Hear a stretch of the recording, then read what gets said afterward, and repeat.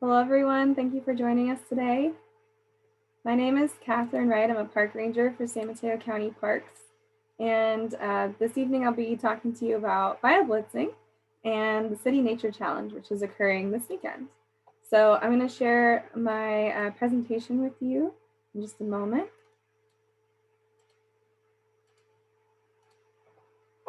All right. So before we get started, I wanted to say a short land acknowledgement statement. San Mateo County Parks acknowledges that our lands are located on the ancestral homeland of the Ohlone peoples, and that as the original stewards of this land, the Ohlone understood the interconnectedness of all things and maintained harmony with nature for millennia. Indigenous communities have lived in and moved through this place over hundreds of generations, and Indigenous peoples from many nations live and work in this region today. Please join us in acknowledging and honoring their ancestors, their elders, and their communities. Now I'll do a quick information about the format of this webinar. As an attendee, I cannot see your video or hear you, but if you have any questions, please type them into the Q&A feature at the bottom of your screen. And I'll go over those questions as they come up throughout the presentation. So if you have any questions throughout the presentation, please feel free to ask. And we will be recording this session and posting to YouTube afterwards for those who can't join us this evening. So to start, I'll go through a bunch of questions about what a BioBlitz is. So what is a BioBlitz? When is it? Where do we BioBlitz? How do we BioBlitz? Why do we BioBlitz? And who BioBlitzes is anyone. Everyone can BioBlitz, so that's the easiest one. All right, so starting off with what is a BioBlitz? It's a community science effort to record as many species as possible within a specific time and place. And they are events that are great ways to engage with the public to better connect with their natural environments, while we still can gather actual scientific data. Pictured here are some young women checking out the lichen on a twig at our BioBlitz at Coyote Point Recreation area in 2015. So where and when do we BioBlitz? So we are BioBlitzing this weekend, so starting tomorrow through Monday, April 30th through May 3rd. And this is all part of the City Nature Challenge. So the City Nature Challenge takes place on the last weekend of April each year, and it started in 2016 as a competition between San Francisco and Los Angeles, and it has grown into an international, worldwide event motivating people around the world to find and document wildlife in their cities. And in light of the pandemic, the 2021 City Nature Challenge will not be a competition as much as a way for people to embrace the healing power of nature and celebrate all the people around the world that will be gathering to search for their local biodiversity in this event. Let's see a question in the chat. Oh, I'm sorry about that. Let me turn my video off to save bandwidth. Hopefully that improves. Thank you for letting me know. Okay. All right, how does that sound? Is that better?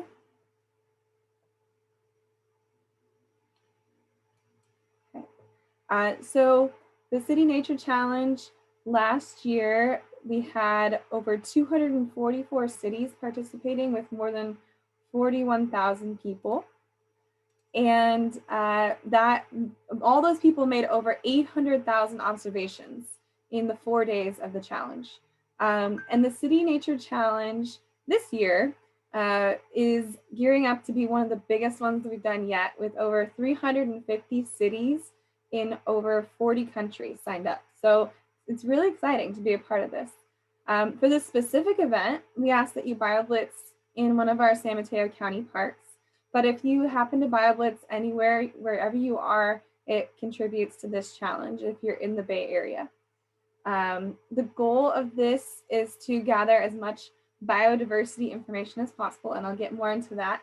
And I also will go over which parks are open in our park system right now. So during the COVID-19, most of our parks are open. The only ones that are closed right now are Memorial County Park, Pescadero Creek Park, and Tunias Creek Beach. And Fitzgerald Marine Reserve will actually be opening on Monday. So if you wanted to go BioBlitz on Monday as part of this challenge at Fitzgerald Marine Reserve, which is my background photo, by the way, but you can't see it right now, then you can head over there on Monday. We'll be reopening Fitzgerald Marine Reserve then. Just a few things about visiting our parks during the pandemic. These are some signs that you might see when you come visit. We are discouraging group gatherings if it's beyond a couple of households. And we do encourage people to wear face masks when you're encountering people outside of your household. We also encourage you to maintain 6 feet of distance from other people outside your household. And we also ask you to throw your garbage away. And if the garbage cans are full where you're at, then take the trash with you, because we have been seeing a lot of trash piling up right now. And we just ask these actions of you so that we can do our part to keep our community safe. So now we've covered the what, where, and when. So let's talk about how to BioBlitz. So BioBlitzes are a community effort to record as many species as possible at a certain time and place. And these records are called observations. And the way that we choose to record our observations is through an app called iNaturalist. iNaturalist is a joint initiative of the California Academy of Sciences and the National Geographic Society. And it's a social network of sorts where anyone can sign up for an account and record share their photographs of any living thing that you encounter. And when you share your photographs on iNaturalist, it becomes a record of an organism at a place and a time. And each observation is shared with this global community of naturalists where it can be identified, discussed, and used to give us a greater understanding of the world around us. And so iNaturalist can be accessed as a free app for your smartphone or tablet, or online with a computer. And you'll need to create a free account with iNaturalist to post your observations. And make sure when you take photos, if you're taking them with a smartphone, that your GPS is turned on so that the locations are in the data of the photograph. So going through this image on this slide here, you'll need to make an account, like this says. The GPS coordinates, if you're using your cell phone, are really important. If you're taking them with a camera, then it's important to maybe note down where you were taking that photo so that when you upload the photos to the website later, then you can pick where on the map you were finding these different observations. You might want to choose in the app, it has this really great facial recognition software that can help identify species. So if you take a picture of a butterfly, it'll most likely not only show you or tell you that you have taken a picture of a butterfly, but possibly some species that it could be. So you can select from there. And if you know, for example, that you took a picture of a monarch butterfly, then you can select that. And it automatically records the date that you found it to in the app, if you're using the app. And if you are taking observations with a camera, then you'll need to record that separately on the website too. And if you don't have a photo, but rather have a sound, so like if it's for a bird or maybe even a bat or something, if it's a sound, that can also help us identify creatures too. So that's some of the basics. I'll show you just kind of the interface that you'll be working with if you're using the app. So for example, in this one, this person took a picture of a seaside daisy. Here's the picture with the phone. And this is what it looks like when you upload it as a picture as an observation into the app. It has this little button here that says, "What did you see?" So you can click on that and it takes you to this next slide and it shows you some different options. So as it says here, we're pretty sure this is in the genus. And then these are some of the species that it thinks it might be. So you can click on these and add them. If you don't know, that is totally fine. If you just know that it's a flower, you can just put it under flowering plants and then someone else on the iNaturalist platform will select and figure it out for you. So that's kind of the basics for how to use that. When you're taking photos, especially if it's a small plant like this, you want to get close up so that you have a nice clear shot of the flower, if there's a flower, of the leaves if possible. If you see this little box right here with the plus sign in it, that means you can take several photos in a single observation. So for example, if you're taking a picture or an observation of a redwood tree, then for the redwood tree, you might want to have a picture of the bark, a picture of the needles of the tree. If there's any redwood cones around, that's also helpful for ID. If you want, you can also take a picture of the overall look of the tree. So you can have several photos in one single observation to help whoever is identifying to better identify. So those are just some suggestions for how to take some shots. So here's what it would look like on the website version of iNaturalist. This is the observation we were just looking at, the seaside daisy. And here is where it is placed on a range map showing where the range of that daisy, of that species is. And then we've got people who have verified this ID. So this user, this one selected seaside daisy as the ID, and these two people agreed with that identification. So that's what is going on here. And this, once you have 3 people agreeing on an ID, it becomes a research grade identification. And we'll talk more about what that means in a little bit. But that's what happens after you take your observation and what it will look like on the website version of iNaturalist.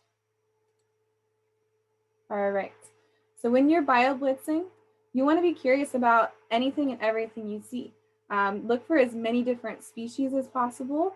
You can also take different observations of the same species throughout the area as well, because that also helps with showing distribution of that individual species. So let's say you're at the beginning of your hike and you see a redwood tree, and then, you know, half a mile in, you see another redwood tree that you want to observe.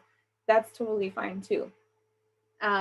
So you can take a picture of many different species. Just make sure when you take your photos, you want to try to have just one species in the shot so that the people who are identifying know which one you're trying to go for. If there's a bunch of species right in one area, you might be taking pictures for a few minutes while you're capturing all those different observations to help us gather the data.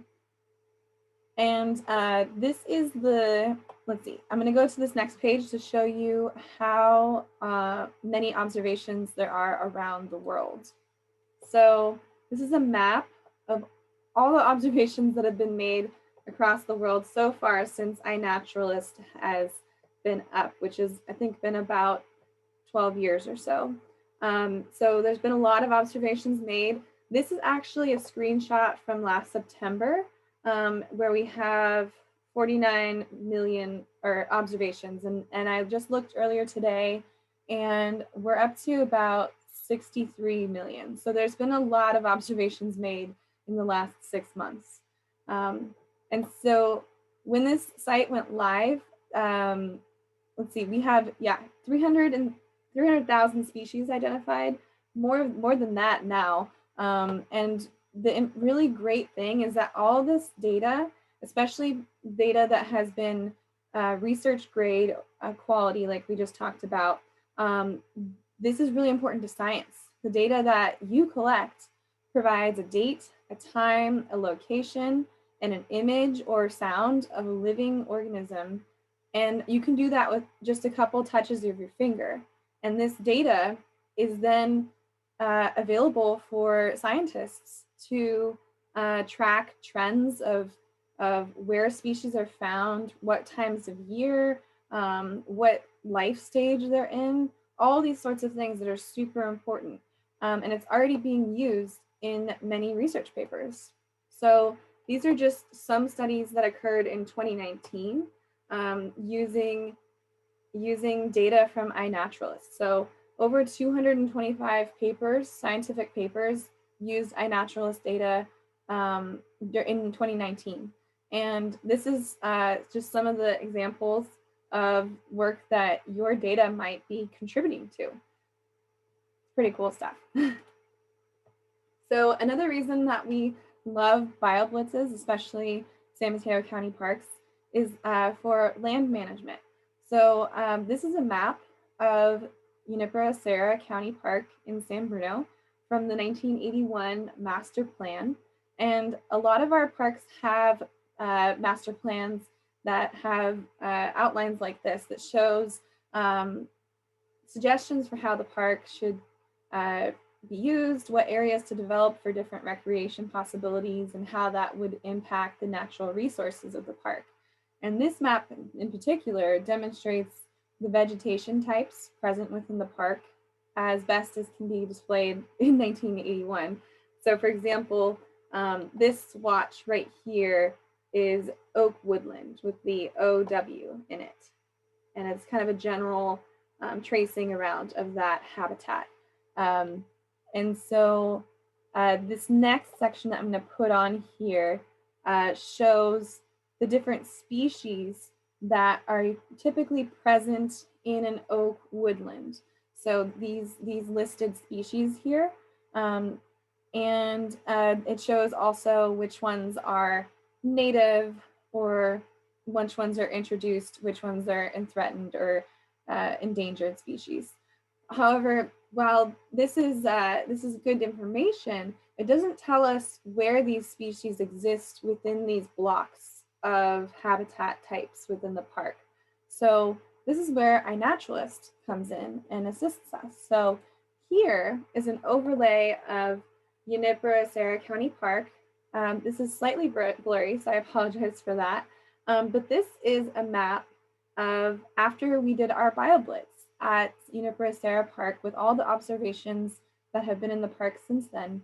And if we were in the iNaturalist website, we could click on each of these icons here, these little icons, and it would tell us what species is present there, when it was observed. And all this information is really useful for our natural resource management team and our park ranger staff, especially when it comes to tracing and tracking invasive species in the park and acknowledging where threatened or endangered species are present as well. And these different little icons have different colors and they represent different things. So green represents a plant and pink represents a fungi. Red is an invertebrate and blue is a bird. So there's been a bunch of different plant observations in the park. And I'm sure some of this right here is probably some oak woodland species, as we noticed in the last slide. All right, next, this is kind of what you would see if you're on iNaturalist and you're looking at the list view versus what we were just looking at, which was the map view of Junipero Park. And so far, there have been 883 observations made in that park with 238 species. So like I said, it not only helps our staff know what's in our parks and it better informs our management decisions, but it's a great tool for the community and nature enthusiasts to come together to learn more about the species in our parks and our county. And they're just really fun events. Hopefully, maybe this fall we'll be able to get back together and do an in-person BioBlitz event. Okay, so since 2014, our department has led 14 BioBlitzes in our park properties with the support and partnership of the Sequoia Audubon Society, California Academy of Sciences, California Native Plant Society, and many others. And these are really fun events, and we join as a community to find what we can find. And through all of this, we're able to contribute to science.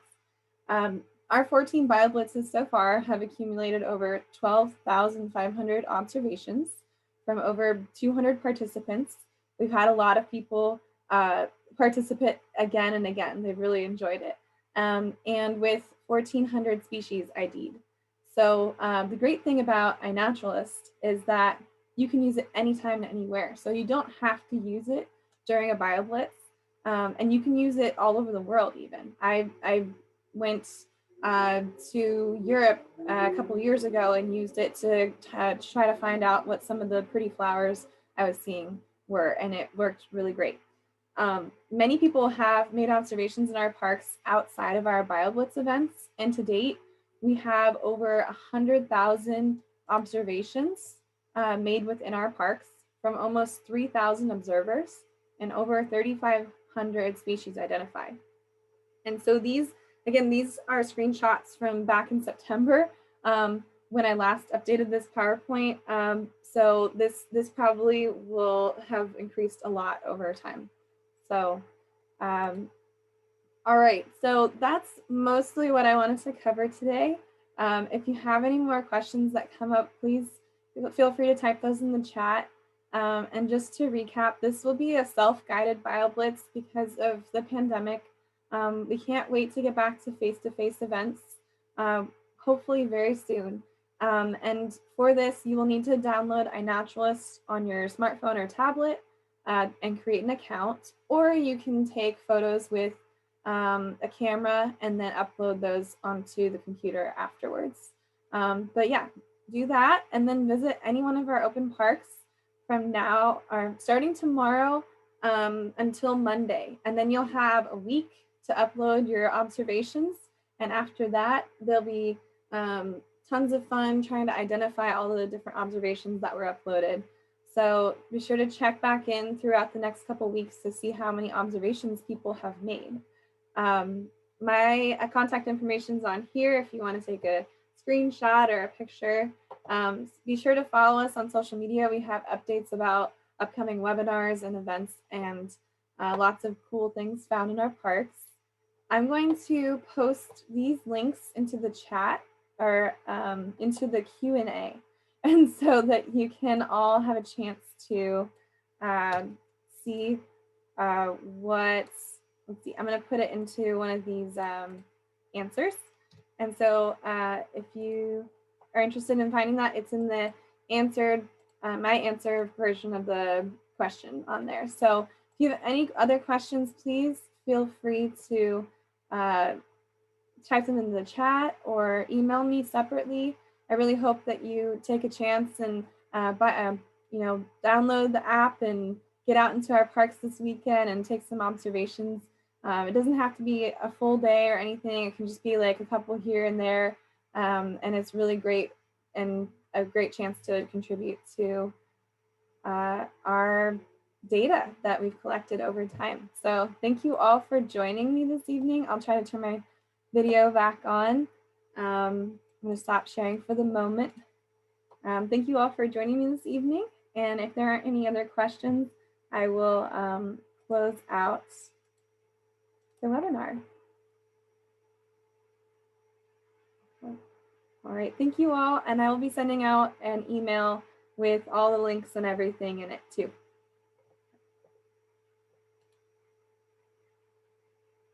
Oh, there's one question. Are there any plans to do data collection in non-park locations? So yes, the great thing with the BioBlitz is that this BioBlitz in particular, the City Nature Challenge, so our specific version of the BioBlitz, we have different locations kind of that accumulate data within our parks. But if you want to contribute to the City Nature Challenge, separate from our BioBlitz, you can take it observations anywhere within any of the 9 Bay Area counties. And that all that data will automatically accumulate into the Bay Area's, I guess, pot of observations. So it'll contribute to the Bay Area's data and maybe, I mean, even though it's not a challenge, we're still accumulating data. So maybe we'll beat LA. But yeah, if you go walking around your neighborhoods and any urban or suburban areas, you can take pictures of anything you see and upload those observations during the BioBlitz, during the City Nature Challenge, or not, just any time of the year. And that is all a part of gathering the data. Thanks for that question.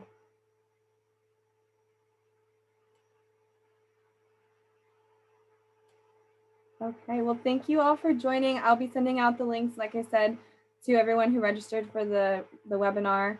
And I hope that you all take a chance to get out into our parks this weekend and or anywhere in your neighborhoods and take some observations. Have a good evening.